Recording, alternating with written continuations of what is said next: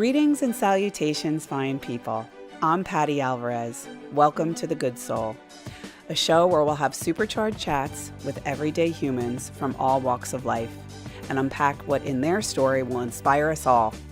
We'll extract the untapped wisdom, distill it, and serve it up to you in all the right ways that will engage, enlighten, and most of all, inspire growth within your soul. I think people are awesome. So join me on this journey through the hearts and minds of ordinary people to uncover the good soul within you. This is The Good Soul.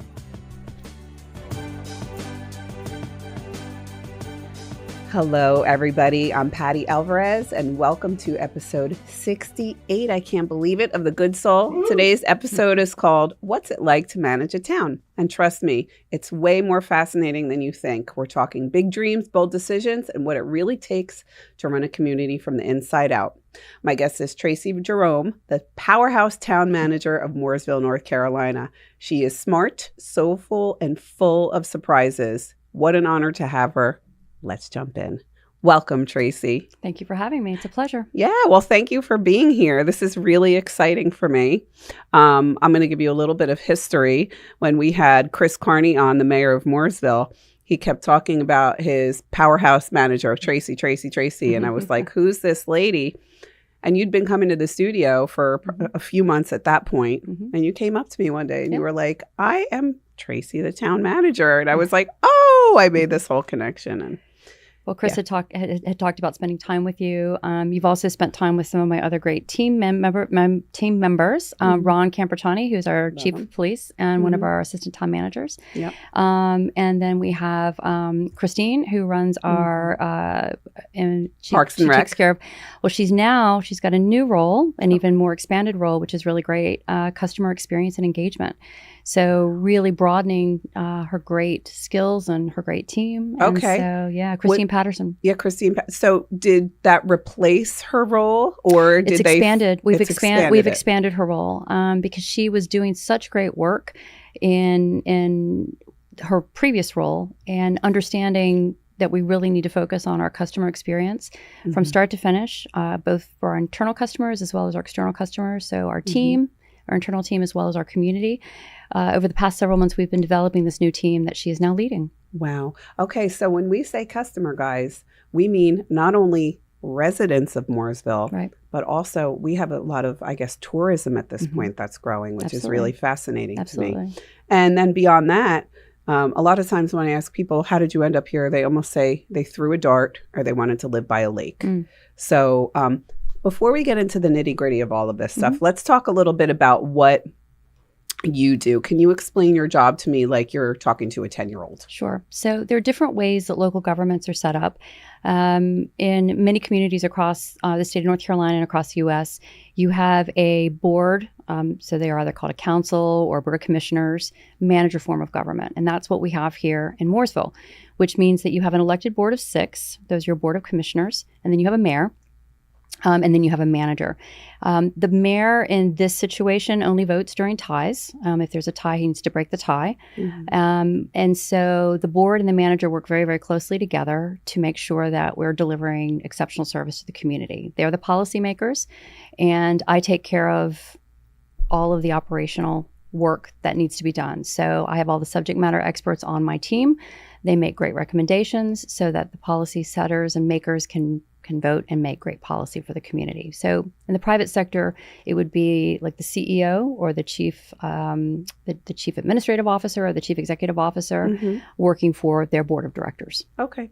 How much of a vote do the residents of a town have in what the board or the commissioners, the council, is deciding on these big decisions, like whether to do a 150 renovation or such, and move the police station to a new spot? Right. So the community has lots of voice. I mean, they obviously have their elected representatives, but it matters to us a great deal. We want to have the input from the community at all times. So the elected officials are voted in, obviously, by the community, but we have lots and lots of opportunities, and we want to expand that. And we're working on that all the time to make sure that there's even more opportunity for input and voice.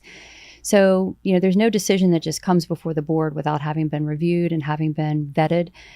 For example, if there's a new development that's coming in or a new business that wants to come in, public meetings are required, and those are announced and those are advertised so that you can actually have a lot of direct voice in how things are going to work. We also, our meetings, all of our board meetings, we meet on the first and third Mondays of the month at Town Hall, which is in downtown Mooresville on Main Street. We have public comment and the availability that people can come in and actually make comment there as well on agenda items and things that are happening in the community. Let me just interject really quickly. So in other words, guys, if you have beef, if you have questions, if you have ideas, the best thing to do is to either come to a council meeting on the 1st or the 15th, or is there email? How much access do people have to Absolutely. you guys? The best way, we always encourage people to attend public meetings because those board meetings are great. And again, it's the first and third Monday. I'm sorry. No, it's okay. The dates move around, so I don't want anybody to think that they're set on the dates. So it's the first and third Monday of the month.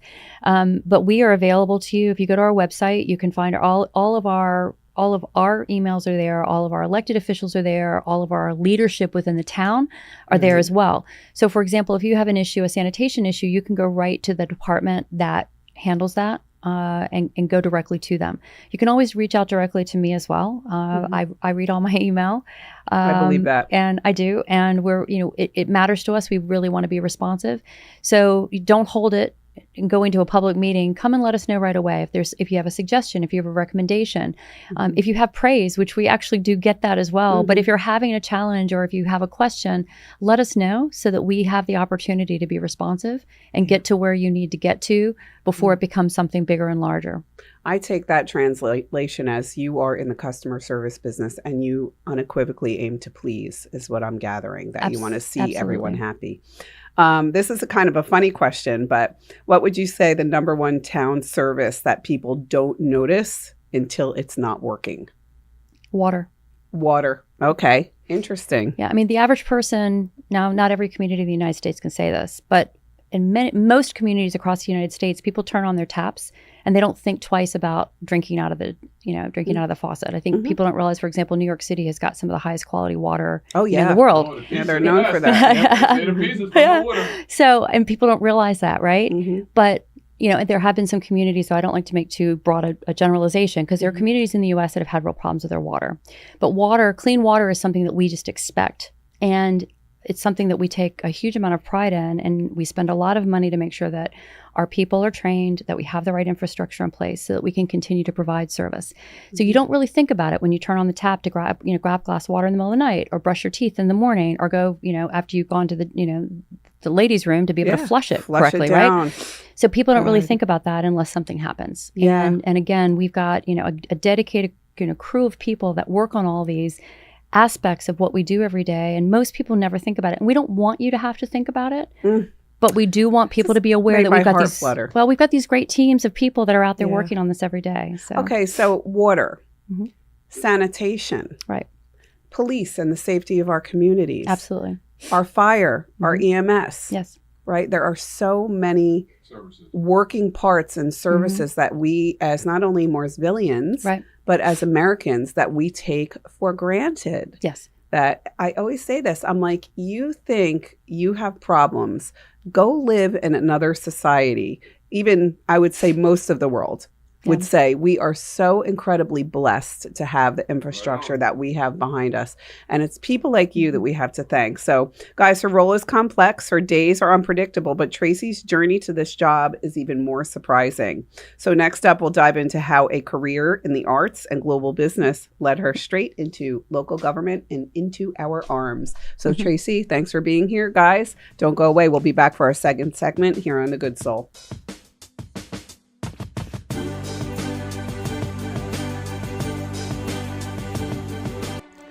This segment of The Good Soul is brought to you by Aaron Fisnick, certified luxury home specialist with Ivester Jackson Christie's International Real Estate.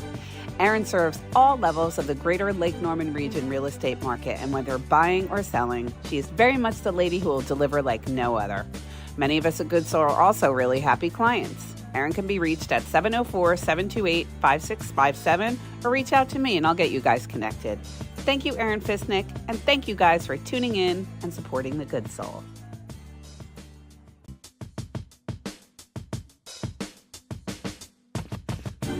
Welcome back to The Good Soul, everybody. We are on episode 68, and the title is, What Does a Town Manager Really Do? So without being too biased, favorite Mooresville spot to eat? Ooh, that's hard. Are we talking about proper food? Are we talking about ice cream? Date night. Oh. Let's do date night, quick lunch, and yes, ice cream is a good one. Oh, goodness. Okay. So we've got some great places downtown. Mm-hmm. I don't eat lunch a lot, but when I do, we have a couple of places. So we love people to come to the downtown. We love Eddie's by the lake. Oh, yeah. Obviously, because you can be by the lake and you can be out. And regardless of the weather, you know, they heat it in the winter, so you can still be out for fresh air and all of that. I have to say, let's see, what else? On the Nines. Yes, we love. So On the Nines, I have to say, I'm very biased because On the Nines sits on our municipal golf course, and we absolutely adore them, and we adore what they do, and great. You know, great atmosphere. Yeah. But we're always looking for that next special spot. So, yeah, my daughter worked at On the Nines, and she absolutely loved working there. She loved working for them. Good. Okay, and what's a typical day like for you, and what's one thing that never goes according to plan? One of the things that's really great about what I do is I don't have I don't have a normal day, and so much as every day is a little different depending on, you know, where we are in our rotation with meetings, with scheduling. And there's always the unexpected that might pop up, things that need to be addressed. Most of the time, you know, we hope and pray that it's nothing emergent in a negative way, but there may be some great opportunity that pops up. I don't like to spend a lot of time at my desk. Everybody needs desk time. But one of the things that I do to make sure that I'm seeing my people is I office in different places. So I have an office, my official office is in Town Hall, which is downtown again on Main Street. But I do spend time in different outlets across the town, and I like to office with people. We like to bring food in. I know food is a very charged topic for a lot of people. I was raised believing that you can come together and you can break bread, and by doing that, you actually connect in a different way. So I was raised with a very positive attitude about food. You don't eat anything more than what you need. You always can send food home with people, and that's showing your love, you know. Totally. But I was never praised or punished with food. So I have a very good attitude about food, I feel like. But as an organization, we will break bread together. So depending on where we are in the rotation of the month, the days may be different, but that's always a good thing. I love that. I love it. Tracey's path to leadership wasn't a straight line. It was bold, creative, and global. So let's talk about what it means to follow your curiosity, trust your instincts, and serve at the local level.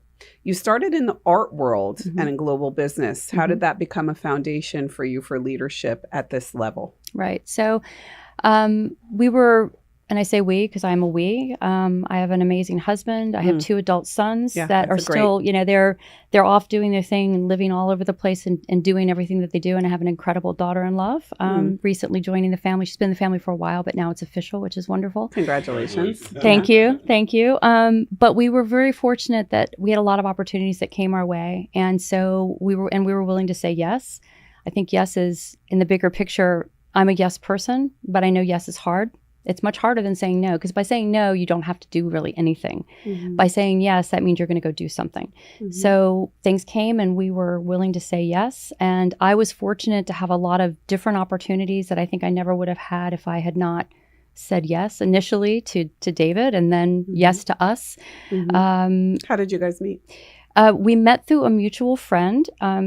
She actually, she wanted to date him. And she thought that she thought the business connection would be a good connection, right? And so it literally, I never thought I was going to get married or have kids.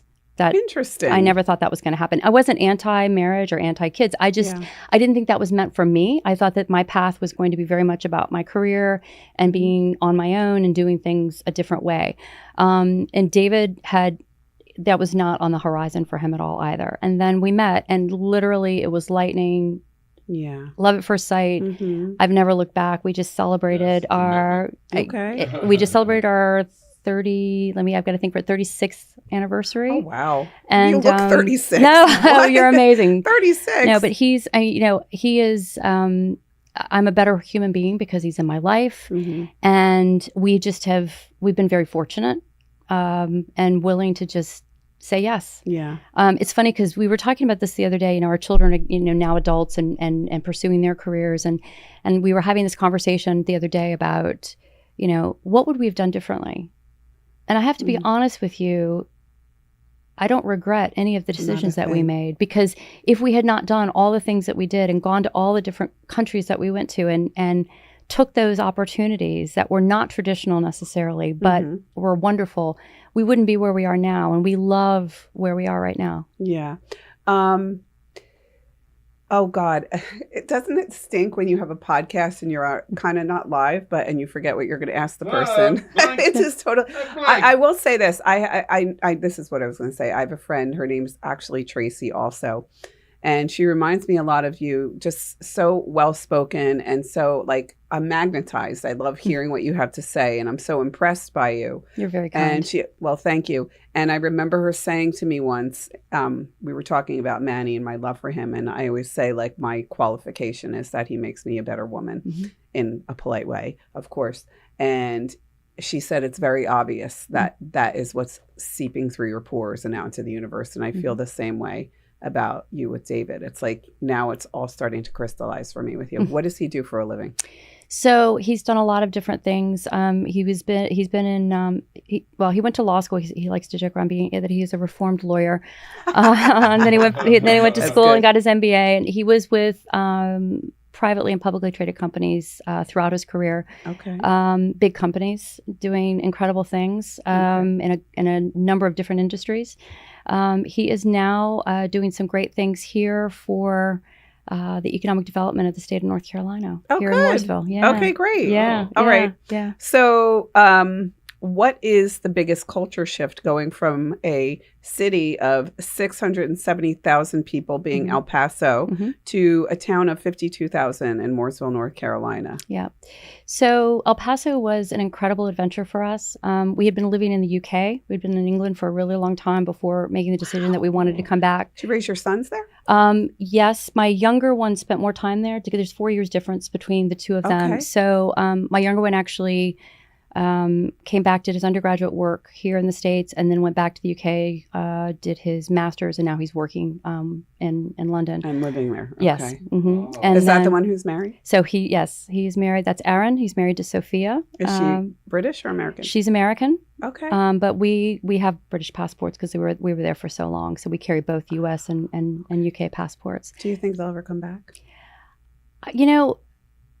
What's really funny to me is, we raise them to go and do all the things that they're doing, right? Yeah. So I have people say to me, "Don't you miss them?" I do, but what's brilliant about being in this area? The flight between here and London is really easy. Yeah, and so I cannot complain, and I'm just absolutely thrilled for them. Yeah. So I don't know what the future holds for them. They're wonderful together. They're amazing, and I just want them to do everything that they want to do. Okay. So, beautiful. Yeah. Beautiful. Beautiful. Yeah. What did you learn in the private sector that helps you serve the public? Yeah. I'm sure tons. Yeah. What's interesting is I was actually having a conversation with someone about this yesterday. Things are different in the public sector, and but we can learn and carry very positive lessons from the private sector in so much as, we cannot be bureaucratic. It doesn't work for anybody.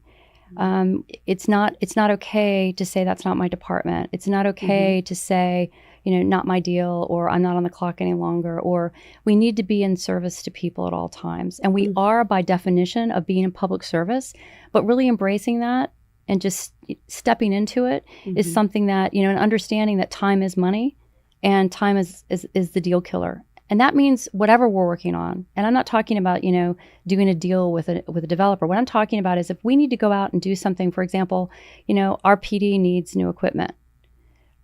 If we over bureaucratize that, we could spend a whole lot of time and really not be providing for them in the way that we need to.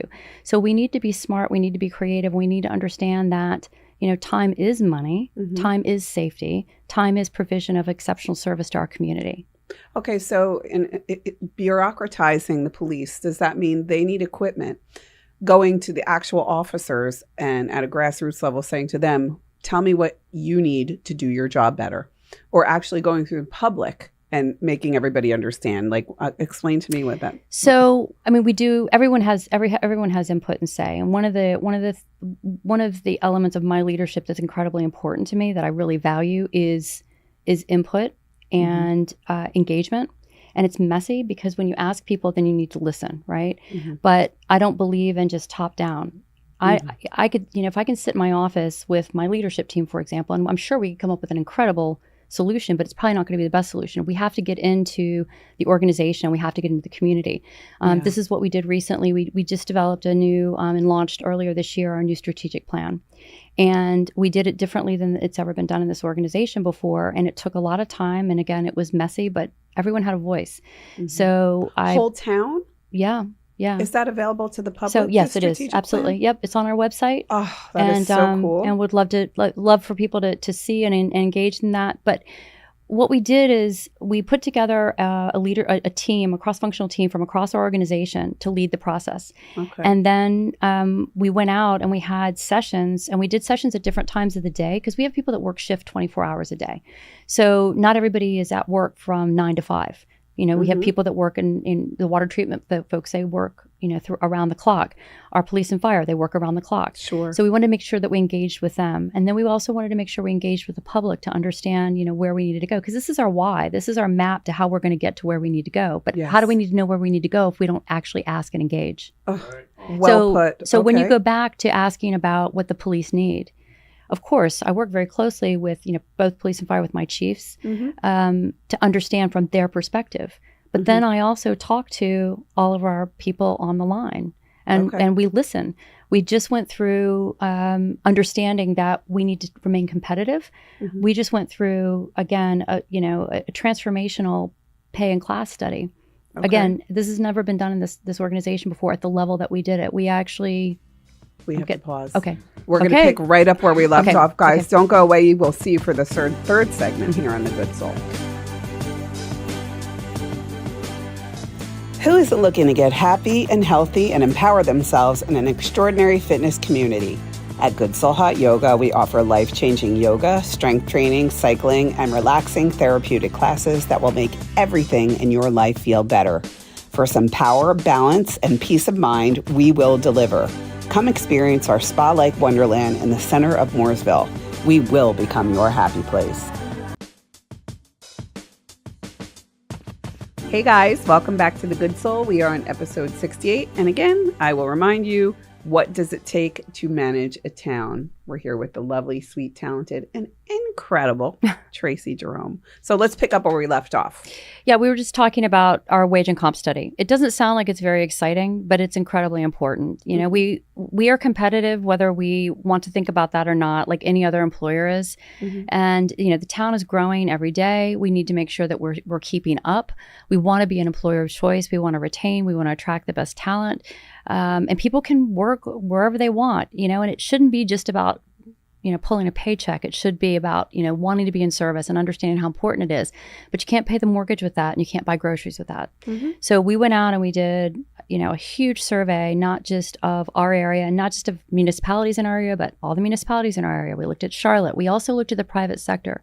And we've adjusted where our people are to make sure that we are competitive in the market, because we want to make sure that we're taking care of our internal customers, our team, so that they can in turn go out and take care of our customers, our residents. Absolutely. And do a great job at it. Absolutely. What percentage, and this could be rough, of the town's employees live in town versus live outside of town? Well, that's interesting. I am the only one that's required to live in town limits. No one. Interesting. Yes. Really? Yes. Okay. Not even the mayor? Yes. Well, the electeds are different. Oh, okay. When I'm talking about employees who actually work for the town, there's not a requirement to live in Mooresville, to be an employee of Mooresville. As an elected, yes, as an elected, you have to live in the district that you're representing. Unless you're the mayor, he can live anywhere because he represents the entire town. Right. And then we have 2 at-large commissioners, and that means that they represent the entire town. So they can live anywhere within town limits. But we don't require our employees to live within the town of Mooresville. Okay. And Chief Camperchani, am I saying? You said assistant town manager? He's also an assistant town manager, yes. So how does that all work? Because I didn't know this. That's right. news to me. So the way that our structure works is so you've got the manager, and then we have 3 assistant town managers, and then I have a couple of direct reports that don't report through an assistant town manager. But most departments will ladder up to my office through an assistant town manager. So there's a variety of portfolios. And so he has in his portfolio, in addition to, he has police. And then he also has our 911 center, because that was sitting somewhere else, which didn't make a whole lot of sense. Organizationally, it makes much more sense. In town? They physically sit in his building. And if you think about where 911 should sit, it should be with public safety. He also has building permitting and inspections, because there's an enforcement element to making sure that code enforcement happens correctly. And he has fleet and facilities. Our largest portion of our employees and our users of our fleet and our facilities are public safety. Over half of our workforce is involved in public safety. Okay. And so it makes good sense. He's a good guy, yeah. He's great. Yeah. We loved him. Yeah. And then the other 2, who are they? So the other 2 is Sharisha Hills, and she has what would be called in a lot of communities sort of quality of life portfolio. So she's got parks, she's got the experience and engagement team, and she's also got libraries. Okay. And then Ryan Race. And Ryan has streets, sanitation, our water treatment. So all of the mechanisms, and he's an engineer. So it's all sort of the mechanics behind how everything works for the town. God, it's just so fascinating to me. I mean, the whole thing is so incredibly fascinating, the whole topic. I would love to see, if you haven't done this already, from a PR perspective, because you don't have enough to do, but either maybe once a year, allowing the residents to come in and really explain to them exactly what it takes to make like some type of movie montage even for what it takes to run a town. So we do, I'm glad you brought that up, because we do some very cool things, and we're doing more and more video production. You'll see if you go to our website or if you follow us on Instagram and Facebook, we are doing more video production of information about lots of things that are happening, because people love video.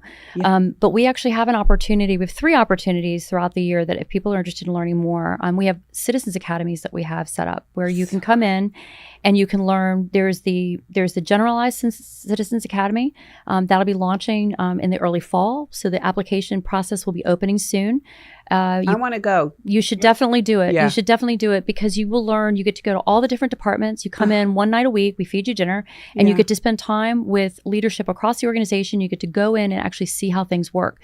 And it's a great opportunity, not just to learn as a member of the community, but we've actually had people that have gone through the citizens academies, and then they end up running for town board, for example. They want, or they want to join one of our boards and commissions, because we need lots of volunteers to do those things. We also have 2 other citizens academies. One focused with the police department, and they spend several weeks, again, once a week, they go in and they spend time with PD, understanding all the different things that they do. And then also with fire has their own citizens academy as well. So lots of opportunities, but we're always looking for new ideas for communication. So we're going to put those links, Squeaky's Ethan's nickname. We're going to put those links on the website. I'm not sure if I've ever told you this, but I am an aspiring U.S. Senator. I would like to run for office one day. And I was already learning, he's telling me not to swing my glasses. Stop swinging your glasses. That I can't run for council because of where I live in town. And I don't really understand too much behind that I would have to go straight for county if I ever wanted to start at a local level. But that's for another topic. But we'll definitely add links to those citizens academies, because I'll say it again, I'm just in awe of what maybe that's why I'm like interested in politics, and even like that's where you're going. I'm really passionate about it. It's really exciting, and I hope you guys are too. I hope everybody understands. Can you share a time that community feedback completely changed your direction on a project? Does it have to have been here? No, definitely. I mean, I just say that just because. Again, the community here is quite engaged, and I think that, and again, we're working on making sure every day we're looking to see how we can bring people, more, bring them to be more engaged. So in El Paso, when I first arrived there, they had just passed a very large bond for quality of life. And this is why I went and I joined the team. We had 3 museums that were in my charge when I first got there. And then we were building, because of the bond and because of the money that had been approved, we were going to add 2 additional very important cultural sites, a new children's science museum, and then also a Mexican American cultural center. But frankly, they were underfunded in the bond. And the way we realized that they were underfunded is when we went out and started working on the projects and did the community engagement, understanding what the community expected as opposed to what we actually had budgeted, there was a complete and total disconnect. Yes. Okay, yes. Here's a good question. And I told you, I'm like, I don't get controversial on the show. This might be a bit controversial, but I know you're going to handle this question like no problem. It's kind of like an underhand pitch. I feel like the residents of town probably have made a difference in terms of the overdevelopment in town, because you hear a lot about that. You see it on Facebook and so forth. I feel like the local government is really listening. Yep. Yeah. So what I will say to you is, first of all, growth is not a bad thing in and of itself. Heck no. Yeah. I mean, because if you're not growing, you're going the other way. And many of us, if we didn't have the great good fortune to be born in Mooresville, we were smart enough to come here, right? And that's what I do like to tell my local friends, right? I love it. But we understand that, most of us have come from other places, and many of us have come from places that were not growing. We have to be intentional, though, in what we're doing so that we can be proud when we look at, when our future selves want to look back and be proud of the decisions that were made. And that's where our electeds are. They want to be very intentional about what is allowed and what isn't. Oftentimes what you see when you're seeing shovels in the ground now, those were developments and projects that were approved a long time ago. So those things aren't being approved now. What our electeds see and what we hear from as staff is there's certain types of development that the community doesn't want to continue with. And so that type of development is not continuing on. So we're talking about a lot of apartments anymore. There was a need for that at one point, and those have happened. So we're not even, those projects are not even really being brought to us because there's a whole review process before it goes to the board if someone wants to do a type of project. You can't just walk into a board meeting with a plan for a 600 unit complex. But understanding this, what has happened, there's also, though, people have a right to develop their property. And so what we are doing from a staff perspective, and again, working with our electeds because of the policies that they have set, is working very closely with and supporting good development and good growth so that although you have a right to do something, we want to make sure that you make the best decisions possible for the future development of our community. So the electeds are working really closely with people to help them to understand what really will work in the future so that they can get an approval and they can proceed. And so there's lots of conditions, right? Okay. There are lots of conditions that come in with that. That was brilliant. I hope everybody has a clear understanding, because I absolutely do. We're going to hit pause again. Believe it or not, it's time. Guys, segment 3, we're wrapping it up, and we'll see you. We're going to slide on into segment 4 here on episode 68 of The Good Soul. Don't go away.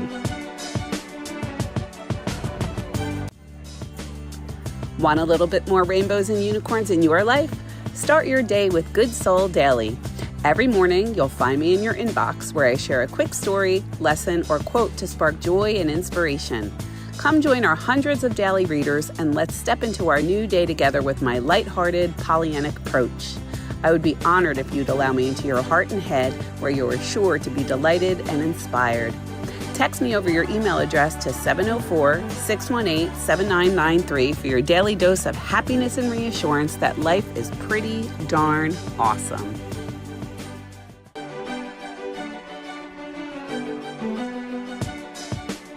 Welcome back to The Good Soul, episode 68. So guys, Mooresville is changing fast, but that growth brings both opportunities and challenges. In our final segment, we're going to talk about Tracey's vision and the town's vision for its future and what role each of us can play in shaping it. So let's start with a really fun $1 million question. What's on the horizon for Mooresville that has you most energized and excited? Yeah, it's incredibly exciting to look at all of the infrastructure that we've got, the investment that's happening. I know people have been waiting a long time for certain things to happen. I don't think people realize how much of an investment is going on as we speak. And I know that there's some heartburn that comes with, that comes with the yellow barrels, the orange barrels. But we need them because they signify, progress. There's about $400 million worth of projects that are happening around town to make connectivity better. The Brawley School Road project, for example, when that's done, I think people understand, well, we're going to have better connectivity for cars. But I don't think everybody realizes that you're actually going to also be able to, as a pedestrian or a bicyclist, you're going to be able to come in on sidewalks all the way from the Point to downtown Mooresville. It's the coolest thing. Which is awesome, right? That's amazing. Right? And so you want people to be able to move around. We're investing all over town. But there's been a lot of investment and a lot of love given to our downtown. When you look at urban development and you look at what communities thrive and which ones don't, the ones that really do thrive is when they have a healthy heart, which is the downtown, the historic downtowns oftentimes, right? We're lucky that we have this beautiful picturesque downtown, but it actually works as well. And there's a lot of investment that has come in through different people that want to be there, want to have their businesses there and really care. We're putting money into that as well. Hopefully, if you've been downtown recently, you've seen that our historic baseball field, Moore Park, is undergoing a complete renovation. We've got phase 1 that's happening now, and we will be open for baseball in the spring. Which is really exciting. You have to go to Moore Park. Yes. I'm dying to go see a game there. Yes, you have to come to Moore Park, and it's going to be incredible. And that serves as the gateway to our downtown as people are coming in. We also have Merino Mills, which has been developed. We have a gentleman who has invested so much. Yeah, Michael Bay, who has done incredible work there. I don't think people realize how many international, national, and local businesses are actually headquartered there, and the amount of, again, the love that he's given and shown to our downtown by taking that area that was a ruin at one point, and now that the history's been preserved, and so much as you can still see what the mill that was there, but you can go and you can eat and you can shop, you can do your business there. It's turned into like the crown jewel, I feel, like the downtown. It's beautiful. Yes. You did a great job. Yes. So what's exciting though is to see, and this is all, it takes both the public interest and private industry and private individuals that believe in a community. Government shouldn't do everything. We want government to understand where we belong, and which is really not in a lot of people's business. But on the other hand, we do have a responsibility to also be responsible. We need to be visionary, and we need to think about and listen to what people want, and then we need to make sure that we're stewarding that well. Stewarding the tax dollars and making sure that we're moving in the right directions and investing correctly. Hear that? Well put. Is there, getting back to the downtown, is there I know we have the Chamber of Commerce, but is there some type of organization that helps develop camaraderie? I know we have, of course, Christine and do we call it Parks and Rec? So we do have a Parks and Rec department as well. Parks and Rec takes care of it, and they do a lot of different things. They take care of lots of programming. We have recreation centers across the community. We also have incredible parks, and those are some of the other investments that have been made. I don't know the last time you were at Cornelius Park, but there's been huge investment that's happened there, and other parks across the town. Liberty Park, which is great, right downtown, right that again heart of downtown, and they just won an award this past year for we hosted the Main Street Convention for historic downtowns across North Carolina. We hosted them a few months ago, and that site actually won an award for the adaptive reuse and the development that's there. We have great partners though. Yes, we have the Chamber. We also have our Downtown Commission. And they've worked diligently for over a decade to really infuse new life in the downtown through programming and through supportive businesses. Exactly. So they do great work as well. We have our travel and tourism organization that they're located actually out on Langtree Road right now, but they do a lot of work across the town as well. And we all work together. Because again, it does take, the old expression of it takes a village, but it takes all of us doing our parts, but working and believing in the future of Mooresville, because we all want to, again, leave it better than we found it. And we all want to make sure that we can, again, be proud as we look back on the efforts that we undertook. Yeah.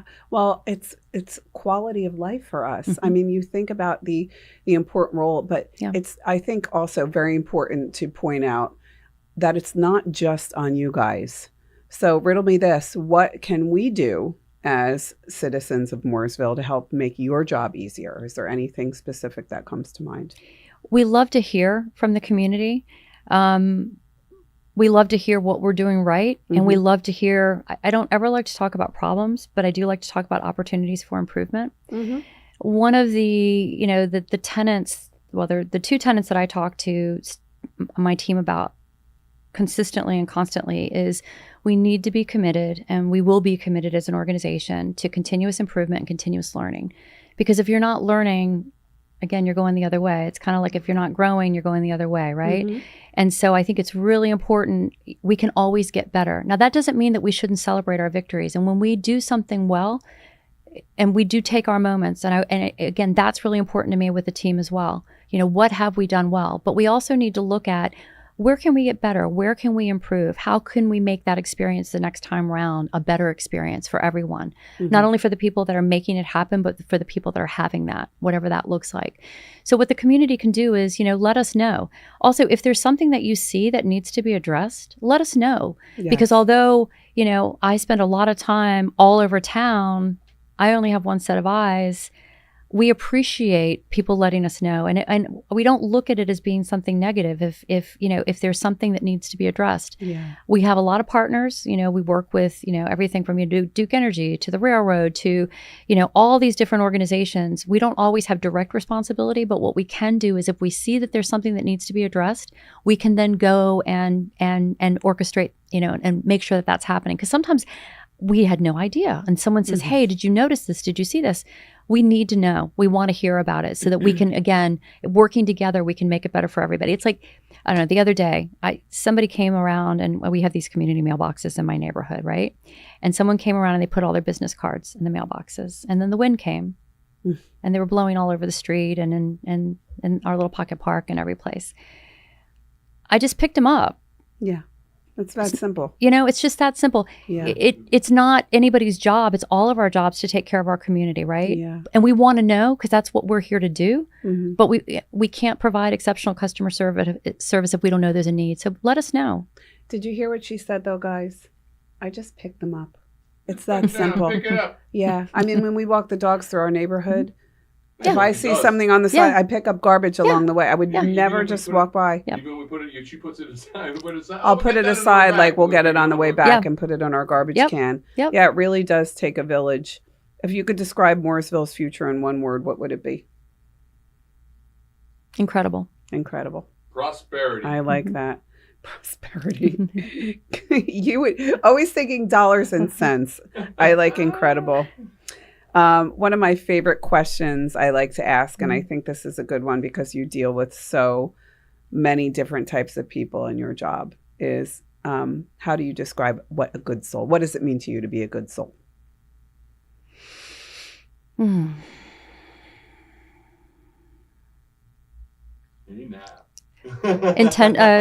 Silence. Intentional decency. Intentional decency. Nice. Intentional decency. Wow, that's heavy. I like that. I like that a lot. As I'm sitting here, I'm thinking to myself how much I would love to sit down and jog your brain and be able to get like the person who's in charge of the fire department. I'd love to interview everybody because I want everybody to know what an incredible job it is that you guys are doing within this town. Yeah. We have an amazing team of people. Yeah. We do. We have an amazing team of people who really do come in service. I can't say his last name, not Chief of Police. What a man. Camperchani, right? Yes. Yes. It's a beautiful last name.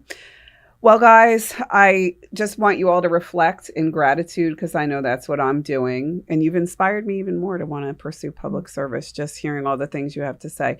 I'll say it again. I'm just so impressed and really kind of in awe of all the moving parts it takes to keep a town running, a society running. And I love how you talk about the town, and I say this like with all of the respect, like it's your passion. It's your and there's all these passion projects within your what you do in your day, and that's really exciting. What do you see for your future? Well, first of all, I thank you for your kind words. I am grateful. I have gratitude every day It matters to me every day to bring it because I think it's so important what we do. I'm not saying that I'm important, but the work is so important. Yes. And I feel very fortunate and I feel grateful that I have the opportunity to come and to do the things that I do. I just want to keep doing it. And I just want to keep the momentum going in the right way and in the right direction for the community. Okay. Because we only have one shot. I believe we only go around once. So you said to look back at what you did. Do you ever see a future in politics for you? Is that something that is interesting to you, or it's two very different positions, correct? I have the utmost respect for any individual who's willing to step into that ring. Yeah. And I talk to my team, my professional team, the staff side of the house, about having empathy for our electeds, because I will tell you something. It is a very hard row to hoe. No matter how popular you are, no matter how well liked you are, you know, most of us only work for maybe one person. I report to the mayor and the board, so I work for 7, but they work for 56,000 people, and you know, in this community, and they, you know, so I have a huge amount of respect for anyone who's willing to step into the ring and put their hat in and say, I will run. Yeah, and it's sad because the word politician has become a dirty word. And I always say, no, these people are spending time away from their families, their businesses, their vacations to serve us for little or no money. Yes. And for some reason, they get eggs thrown at them. Yes. But I hate to do this. I don't want to wrap up on that note. But listen, we learned so much, Tracey. Thank you so much for being here today. And thank you for all you do for our town and the world at large, I would say. It's been an honor to talk to you today. Namaste. Namaste. Yes, namaste, guys. 4 to 5 Tuesdays on WSIC 105.9. And of course, you can catch us on all your favorite platforms. Thank you for being here. We love you. Bye.